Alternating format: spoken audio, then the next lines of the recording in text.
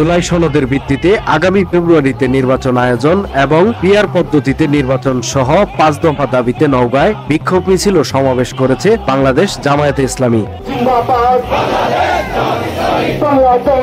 কেন্দ্রীয় কর্মসূচির অংশ হিসেবে শুক্রবার জুমার নামাজের পর শহরের মুক্তির মোড় এলাকা থেকে জেলা শাখার উদ্যোগে একটি বিক্ষোভ মিছিল বের হয়। মিছিলটি শহরের গুরুত্বপূর্ণ সড়ক প্রদক্ষিণ করে নওজোয়ান মাঠে গিয়ে শেষ হয়। পরে সেখানে সমাবেশে বক্তব্য দেন নওগাঁ জেলা জামায়াতের আমির ও নওগাঁ 5 আসনের দলীয় প্রার্থী advocate Abu Saleh Mohammad Sayem.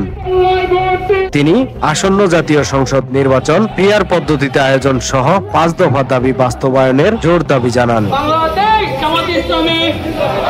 News desk, সময়ের কলম।